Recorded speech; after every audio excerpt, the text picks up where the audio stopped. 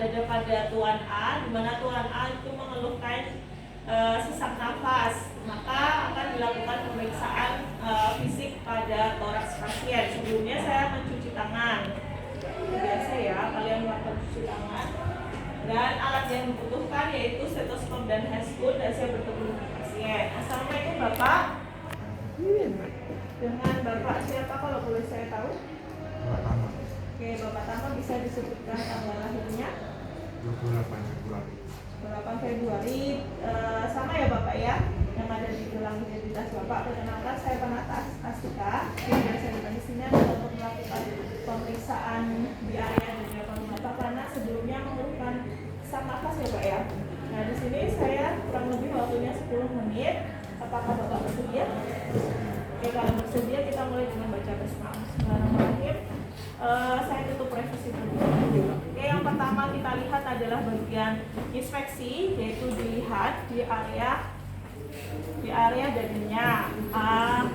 Kesimetrisan antara kanan dan kiri. Oke, simetris, kemudian tidak ada lesi, tidak ada luka, kemudian warna kulit itu merata, kemudian tidak ada pertumbuhan rambut, kemudian tidak ada barrel chest, di mana barrel chest itu adalah diameter antara anterior dan posterior itu adalah 2:1.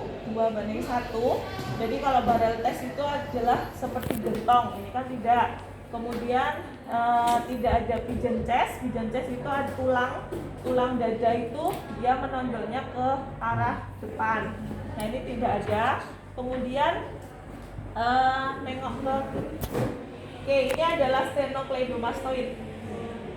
Sternocleidomastoid kalau dengan pasien yang dia ada gangguan pasti dia akan menonjol atau dia akan bergerak pada saat dia inhalasi maupun ekhalasi. Karena ini normal, berarti ini tidak ada penggunaan otot bantu pernafasan yaitu sternocleidomastoid. Sebelah sini kan. Oke, ini sternocleidomastoid itu ini. Jadi ini tidak ada penambahan otot. Oke, sudah. Oke, yang untuk otot supraclavicular juga ini clavicula-nya. Nah, ini di atasnya adalah ada otot supraclavicular. Kalau semuanya pasiennya itu dia akan bernafas pada inhalasi maupun ekhalasi, pasti di sini akan bergerak atau mengikuti pada saat dia bernafas. Karena ini normal, berarti tidak ada penambahan otot bantu pernafasan yaitu otot supraclavicular.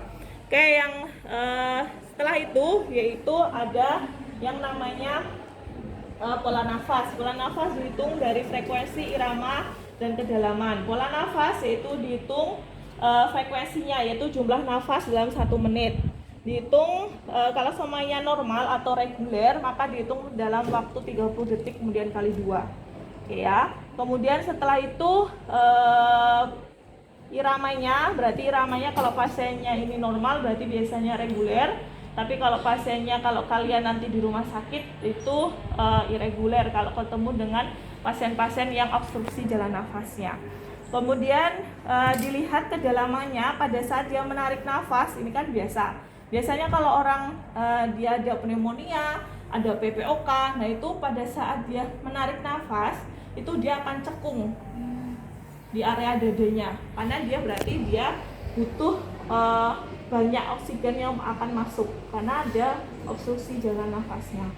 Oke, setelah itu setelah inspeksi sudah, berarti masuk ke palpasi. Palpasi adalah untuk mengkaji nyerinya di bagian dada menggunakan telapak bagian dalam, bukan di bagian luar. Sakit? Tidak. Sakit? Tidak. Sakit? Tidak. Sakit? Enggak. Oke. Sakit?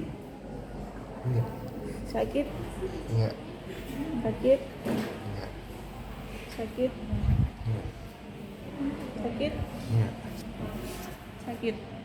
Oke, itu adalah nyeri. Jadi kita tekan di area semua area. Kemudian yang kedua yaitu dengan traktil fremitus. Traktil fremitus itu untuk merasakan getaran di tangan kalian. Pasiennya diminta untuk mengucapkan angka 99 atau 77. Ngomong enggak? 7. 2 kali 77 gitu. 7. 7. Oke. 7. 7. 7. 7. 7. 7. 7. 7. Nah, nanti kalian rasakan getaran antara kanan dan kiri itu sama. Oke ya. Yang ketiga yaitu ekspansi paru. Ekspansi paru itu apa? Ekspansi paru apa tadi? Pengembangan paru. Pengembangan paru itu dimana kita merasakan atau melihat pengembangan paru antara sinistra dan dekstra. Yaitu dimana jempol kita itu kita taruh di PX. Apa itu PX? Proses sipoidois, yaitu dia di bawah sternum, paling bawah sternum, dan keempat jari kita itu melingkupi sternum paling bawah. Begini ya. Sternum, tahu kan sternum nih? Sternum, saya merasakan sternumnya dia nih. Oke, pasiennya diminta untuk tarik nafas. Lagi, ya. Lagi. Nah, kalian rasakan atau kalian lihat antara jempol kanan saya dan jempol kiri saya itu kembalinya itu sama dalam waktu yang sama. Ada pasien jika ada obstruksi jalan nafas, pengembangan yang sebelah kanan lebih lambat. Ada juga yang sebelah kiri yang lambat. Ulangi. Nah, kalau ini kan dia sama pengembangan kanan dan kirinya karena dia normal. Itu adalah ekspansi paru. Oke, kemudian selanjutnya adalah kita mempalpasi ictus cordis. Ictus cordis itu berada di 4 sampai 5 ke arah sinistra, ke arah medial 2 cm. Kita hitung kalau ICS pertama di mana? Dari kita hitung ICS-nya. Oke, ICS pertama itu berada di bawah klavikula. Jadi ngomongnya sudah anatomis, jangan di bawah-bawah itu. Jadi ini ya, 1, 2, 3, 4, 5. Nah, ini 4 sampai 5 ke arah medial seperti ini. Terus ditekan. Sakit nggak? Sakit.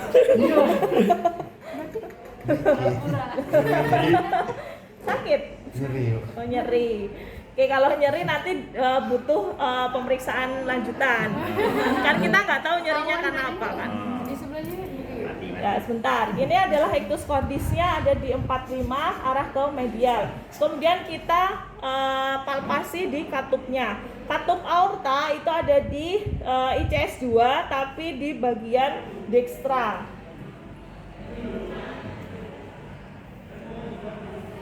Sakit? Oke, kalau katup pulmonal, ini katup aorta, katup pulmonal itu di sinistra ICS 2. Sakit? Kemudian ada katup yang namanya katup mitral. Katup mitral itu ada di ICS 5.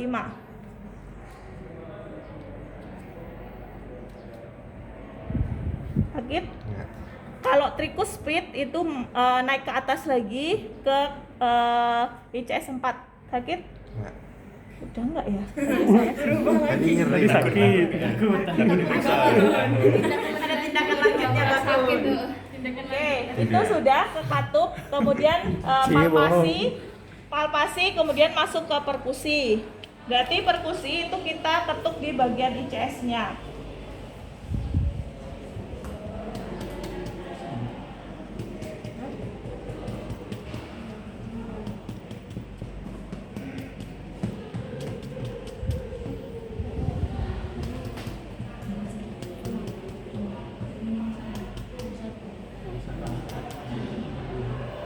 Nah, ini udah mulai redup. Jadi kita arahnya ke bawah.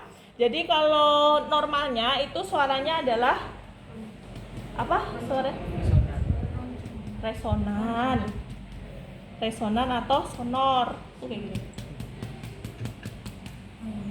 Tapi kalau kita mau mengetahui batas jantung, nah, ini udah mulai redup. Ini adalah jantung. 4 sampai 5 itu jantung. Nah, di sini bunyi lagi. Nah, biasanya ICS 7 itu adalah lambung. Timpani. Nah, kalau mau ke hepar, berarti kalau hepar kan sebelah dekstra ya, kanan ya. Ini udah masih resonan. Nah, jadi ini ICS 5 itu hepar. Jadi bisa kalian dengarkan. Biasanya kalau yang kurus itu lebih kedengeran karena ketukannya dia keras. Nah, jadi di perkusi ini kita menentukan batas jantung, batas hepar, dan batas lambung. Jadi di batas jantung itu biasanya kalau sama yang batas jantung 123, ICS 123 itu masih sonor atau resonan. 45 itu sudah masuk ke jantung atau redup. Nanti 6 itu ICS 6 itu nanti sonor, 7 itu timpani karena lambung. Kalau di hepar itu ICS 1 2 3 4 itu masih sonor atau resonan, nanti masuk ke ICS 5 itu hepar. Udah redup lagi. Ya, setelah perkusi masuk ke auskultasi.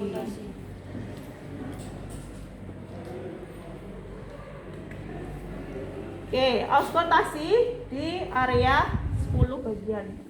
Pasiennya diminta untuk tarik nafas.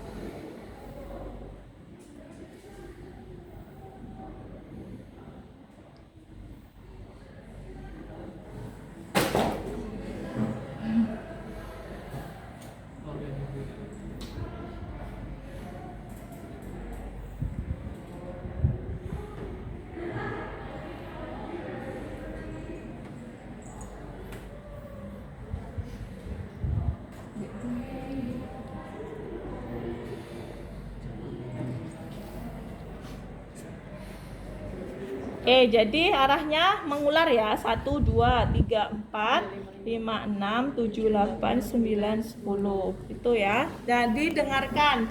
Kalau semuanya pasiennya tadi kalau normal ya udah vesikuler, kemudian ronci, wheezing. Nah, nanti kalian bisa mendengarkan kalau secara realnya nanti di rumah sakit bisa membedakan.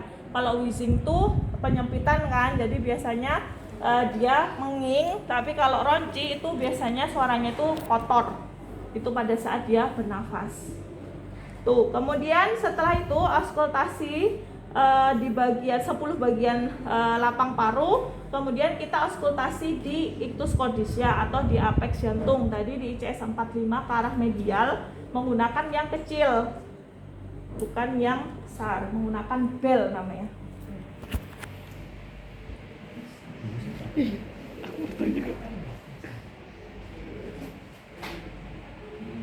Suara auskultasi jantung apa? Namanya? Vesikuler. Vesikuler kan paru. Apa? Lubduk. Kalau detak jantung kalian kan pasti kedengaran toh. Lubduk itu. Nah, ini kalian di ictus cordis kemudian di katup. Tadi sama letaknya. Katup apa yang sebelah kanan? Aorta. Yang sebelah kiri ICS 2 pulmonal. Sebelah kiri di ICS 5 mitral. ICS 4 tripus. Nah, udah selesai untuk pemeriksaan. Jadi pemeriksaan ini bisa dilakukan pada saat pasien duduk atau pasien supinasi, tergantung kebutuhannya. Kalau pasiennya bisa duduk ya duduk, kalau pasiennya hanya bisa berbaring ya berbaring. Nah, dilakukannya anterior dan posterior. Sama, posterior itu ya dilakukan inspeksi, palpasi sampai ke auskultasi. Bedanya adalah kalau posterior itu tidak memeriksa jantung, kemudian tidak memeriksa batas jantung, hepar, kemudian lambung sama jantung, lambung, hepar. Jadi di bagian posterior itu hanya ke paru-parunya. Jadi ya kalau inspeksi ya sama, ada luka dan lain sebagainya. Kemudian yang kedua itu adalah palpasi, ya udah kita tekan di area posteriornya. Inspeksinya sama getarannya tractile fremitus juga dilakukan di posterior. Kemudian untuk yang perkusi juga dilakukan sampai bawah perkusinya, tapi tidak jantung, hepar, dan lambung. Yang keempat, auskultasi juga dilakukannya 10 bagian. Seperti itu.